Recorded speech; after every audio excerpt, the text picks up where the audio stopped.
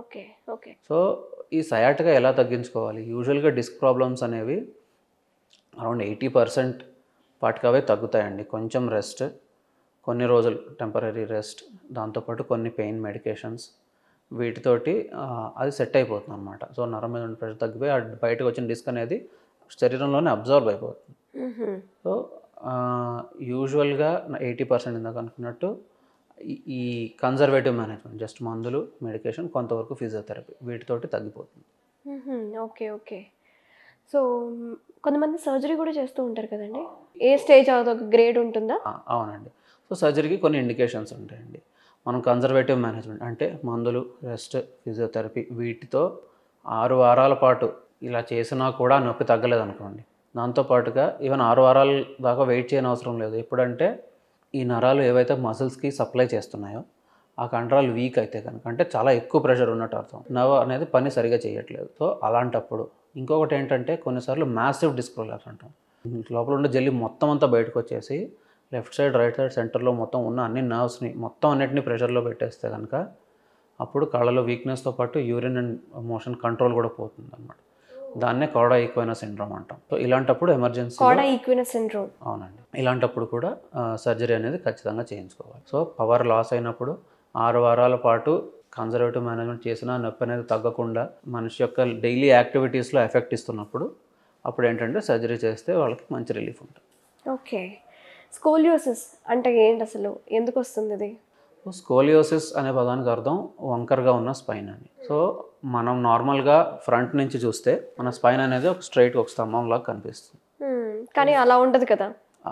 Front నుంచి చూస్తే స్ట్రైట్గా ఉంటుంది, సైడ్ నుంచి చూస్తే స్పైన్లో నార్మల్గా 4 న్యాచురల్ కర్వ్స్ ఉంటాయి. సో మనం ఫ్రంట్ నుంచి చూసినప్పుడు కూడా స్పైన్ అనేది వంకరగా ఉంటే దాన్ని స్కోలియోసిస్ అంటాం. సో స్పైన్ అనేది పాములాగా మెలికలు తిరుగుతుంది. ఇందులో 2 కాంపనెంట్స్ ఉంటాయండి. ఒకటి ఏంటంటే సైడ్ బెండింగ్, ఇంకొకటి రొటేషన్.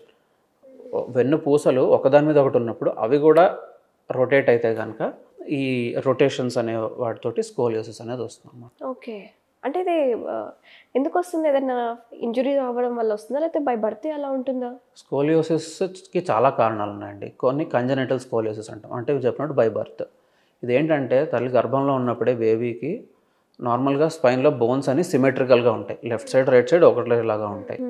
ఈ ఫార్మేషన్ అనేది ఏదైనా కొన్ని కారణాల వల్ల బోన్ పూర్తిగా ఫామ్ అవ్వకపోతే, అంటే ఒక సైడ్ ఫామ్ అయ్యి ఇంకో సైడ్ ఫామ్ అవ్వలేదు అనుకోండి, అటువైపు పొంగిపోతుంది. కొన్నిసార్లు ఏమవుతుందంటే ఈ బోన్స్ అన్నీ నార్మల్గా స్పైన్లోవి అన్నీ ఒక సింగిల్ బోన్గా ఫామ్ అయ్యి సెపరేట్ అవుతాయి. అలా సెపరేట్ అవ్వకుండా ఒక సైడ్ అలా అతుక్కుపోయి ఉన్నాయి అనుకోండి, ఆపోజిట్ సైడ్ సెపరేట్ అయ్యి పెరుగుతుంటాయి, ఇటువైపు ఇలా ఉండిపోయి. సో అలాంటి సిచ్యువేషన్స్లో ఈ కంజెనిటల్ స్కోలియోసిస్ అనేది వస్తుంది. ఓకే. ఓకే. ఇంకొంచెం పెద్ద అయ్యాక ఇడియోపతిక్ స్కోలియోసిస్ అంటున్నాడు. సో ఇడియోపతిక్ అనే పదానికి అర్థం మనకు తెలియదు అని, దాని కారణం. సో దీనికి కూడా కొన్ని జెనెటిక్ ఫ్యాక్టర్స్ ఉంటాయి, కొన్ని పేషెంట్ యొక్క ఫ్యాక్టర్స్ కొన్ని ఉంటాయి. సో ఇలాంటి వాటి వల్ల ఏంటంటే మనకి కొంతమంది పిల్లల్లో పుట్టినప్పుడు లేకపోయినా ఒక 6 ఇయర్స్, 7 ఇయర్స్, 8 ఇయర్స్ ఆ ఏజ్లో కూడా ఈ స్పైన్ అనేది వంపు తిరిగి మనకు కనిపిస్తుంది. ఇది ఇడియోపతిక్ స్కోలియోసిస్. సో పిల్లల్లో చాలా కామన్ ఈ స్కోలియోసిస్ అనేది. కానీ కొంతమంది పెద్దవాళ్ళలో కూడా వస్తుంది, ఎర్లీ అంటే ఎల్డర్లీ వాళ్ళల్లో. సో ఎల్డర్లీ వాళ్ళల్లో వచ్చేదాన్ని డీజనరేటివ్ స్కోలియోసిస్ అంటాం. ఇందులో ఏమవుతుందంటే స్పైన్ ఎంత ఎక్కువగా అరిగిపోతుందంటే ఒక సైడ్ ఎక్కువ అరిగి ఒక సైడ్ తక్కువ అరిగి డిస్కులు పూర్తిగా పాడైపోతే వాళ్ళల్లో కూడా ఈ స్పైన్ అనేది వంగుతుంది. అంటే వితౌట్ ఎనీ ఫిజికల్ యాక్టివిటీ వాళ్ళకి ఏమైనా ఇన్ఫెక్షన్స్ అట్లా ఉండి అరిగిపోతుందా? ఎందుకు? రీజన్ ఏంటంటారు? ఏజ్ రిలేటెడ్ అంతే. డీజనరేషన్. సో ఇన్ని రకాల కారణాలు ఉంటాయండి స్కోలియోసిస్కి. ఓకే. మరి ఎలా ఉంటుందండి స్కోలియోసిస్కి ట్రీట్మెంట్? సో స్కోలియోసిస్ని సివియారిటీని బట్టి ట్రీట్మెంట్ అండి. యూజువల్గా చిన్న పిల్లల్లో ఈ కంజెనిటల్ స్కోలియోసిస్ అంటే పుట్టుకతోనే వచ్చిన దాంట్లో ఎక్కువ మంది పిల్లలకి అది తొందరగా ఖచ్చితంగా ప్రోగ్రెస్ అయ్యి మన స్పైన్ అంటే అదొక్కటే సెపరేట్గా లేదు, మన స్పైన్కి అతుక్కుని మన రిబ్ కేజ్ అంటే మన ఈ పక్కటెముకలు ఉన్నాయి. ఈ పక్కటెముకల లోపల ఏమున్నాయి మనందరికీ తెలుసు, మన లంగ్స్ అండ్ హార్ట్. స్పైన్ ఎప్పుడైతే రొటేట్ అయిపోయి దాని షేప్ మారిపోతుందో దాంతోపాటు మన రిబ్ కేజ్ షేప్ కూడా మార్చేస్తుంది. ఓకే. సో అప్పుడు లంగ్స్ అనేవి పూర్తిగా ఎక్స్పాండ్ అయ్యే శక్తిని కోల్పోతాయి. ఓకే.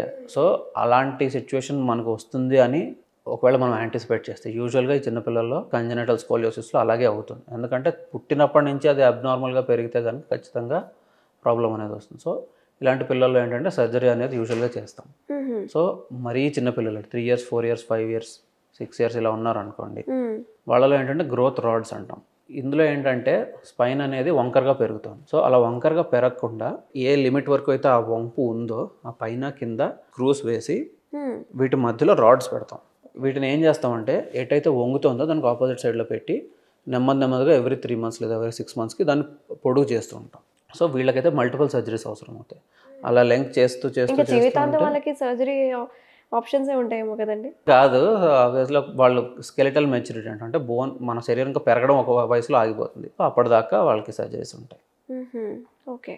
సో అలా రాడ్స్ వేసి ఎక్స్పాండ్ చేస్తూ ఉంటాం. ఆ బెండ్ అనేది అవ్వకుండా దానికి ఆపోజిట్ సైడ్లో మనం స్ట్రైట్ చేస్తూ వెళ్తాం. కొంతమంది పిల్లలకి ఇడియోపతిక్ స్కోలిసిస్ అనుకున్నాం కదా, వాళ్ళు ఏంటంటే స్కెలిటల్ మెచ్యూరిటీ అంటే పూర్తి హైట్ రీచ్ అవ్వడానికి దగ్గరలో ఉన్నారు అనుకున్నాం, వాళ్ళకి ఫ్యూజన్ సర్జరీ అంటాం. అంటే ఓపెన్ చేసి పైనుంచి మొత్తం కింద దాకా స్క్రూస్ ఉంటాయి. స్క్రూస్ వేసి ఎంతవరకు కుదిరితే అంతవరకు దాన్ని ఆ బెండ్ని కరెక్ట్ చేస్తాం. 100% కరెక్షన్ అనేది యూజువల్గా చెయ్యము.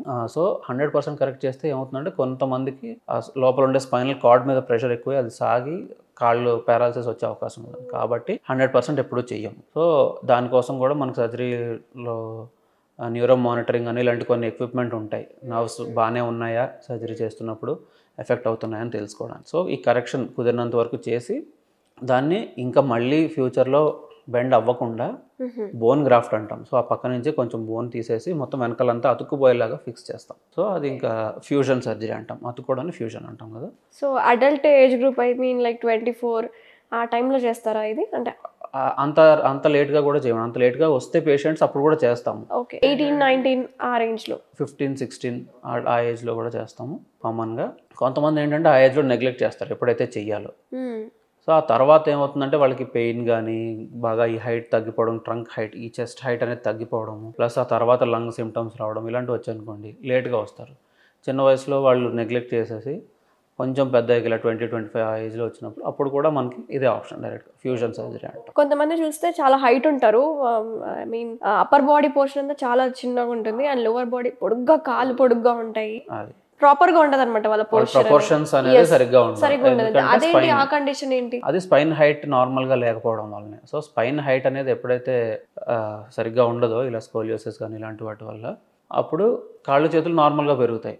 స్పైన్ పెరగడం స్ట్రైట్గా పెరగకుండా వంపు తిరిగి పెరిగి మనకు సైడ్కి ఇలా చూస్తే పూర్తి లెంత్ నార్మల్గా ఉంటుంది, కానీ వర్టికల్గా ఉండదు. కాబట్టి ఈ ట్రంక్ హైట్ అనేది, ఈ హైట్ అనేది తక్కువ వస్తుంది. ఓకే.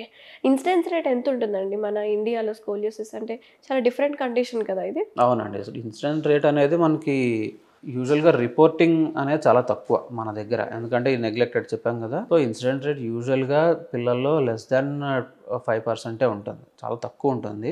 ఓకే, రేర్ కండిషన్, చాలా రేర్ కండిషన్, కానీ వచ్చినప్పుడు మాత్రం డెఫినెట్లీ ట్రీట్ చేయాల్సిన కండిషన్. ఓకే, స్పైన్లో ఇంకెటువంటి రేర్ కండిషన్స్ ఉన్నాయి? ట్యూమర్స్ అండి. సో స్పైన్ ట్యూమర్స్ కొంతవరకు రేర్, అంటే స్పైన్ లోనే వచ్చే ట్యూమర్స్. నార్మల్గా ఏమవుతుందంటే బాడీలో వేరే చోట ఎక్కడైనా క్యాన్సర్స్ వచ్చాయనుకోండి, ఆ క్యాన్సర్స్ స్ప్రెడ్ అవుతాయి శరీరంలో కొంచెం అగ్రెసివ్గా ఉంటాయి కనుక. అలా స్ప్రెడ్ అవ్వడంలో బోన్కి చాలా కామన్, బోన్లో కూడా స్పైన్కే కామన్, ఎందుకంటే స్పైన్ మంచి ఎక్కువ బ్లడ్ సప్లై ఉంటుంది అనమాట. సో ఇది కొంతవరకు కామనే క్యాన్సర్ ఉన్న పేషెంట్స్లో. అలా కాకుండా స్పైన్లోనే పుట్టే ట్యూమర్స్ అనేవి అది చాలా రేర్ అండి. ఓకే, బై డిఫాల్ట్ స్పైన్లోనే ట్యూమర్స్ ఫామ్ అవుతాయి, క్యాన్సరస్ ట్యూమర్సే ఉంటాయండి. ఓకే, అలాంటివి ఫామ్ అవ్వడం రేర్ కండిషన్, వెరీ రేర్ అండి.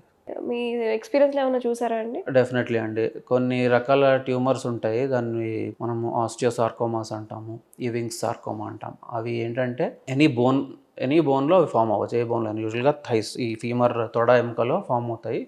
కానీ అలాంటిది ఒక ఇవింగ్ సార్కోమా అనేది స్పైన్లో L4 అనే వారి బాడీలో ఒకసారి ఫామ్ అయినట్టు అది చూసాం అనమాట. అది ఏంటంటే చాలా మేజర్ ప్రాబ్లం అది, పెద్ద ట్యూమర్ అయ్యి స్పైనల్ కార్డ్ మీద ప్రెషర్. అప్పుడు ఏం చేస్తారు? ఆ ట్యూమర్ని ఎలా తీస్తారు? అది సైజ్ని బట్టి, పేషెంట్ యొక్క కండిషన్ని బట్టి ఉంటాయండి. సో ఇనీషియల్గా పేషెంట్కి నర్వ్స్ మీద ప్రెషర్ అది ఎక్కువ లేదు అంటే కనుక మనం ఫస్ట్ బయాప్సీ అనేది చేయాలి. అసలు అది ఎలాంటి ట్యూమర్, అది ఎలాంటి క్యాన్సర్ మెడికేషన్స్కి అది లొంగుతుంది, అండ్ రేడియేషన్ థెరపీ దానికి ఇవ్వచ్చా లేదా, ఇవన్నీ చూస్తాం. సో బయాప్సీని బట్టి మనం ట్రీట్మెంట్ మెథడ్స్ అనేవి వాడతాం. కొన్ని ఏంటంటే రేడియో రెసిస్టెంట్ ట్యూమర్స్ ఉంటాయి, అంటే రేడియేషన్ థెరపీ ఇచ్చినా కూడా దానికి పెద్ద పని చేయదు. స్పైన్లో ప్రాబ్లం ఏంటంటే పక్కనే స్పైనల్ కార్డ్ నరాలు ఉంటాయి. సో నర్వ్స్ అనేవి చాలా రేడియో సెన్సిటివ్గా ఉంటాయి, ఎక్కువ రేడియేషన్ డోస్ ఇస్తే అవి తట్టుకోలేవు, అవి డ్యామేజ్ అయిపోతాయి. ఓకే, సో ఇలాంటి వాటికి ఏంటంటే సర్జరీయే మనకి మెయిన్ స్టే అన్నమాట.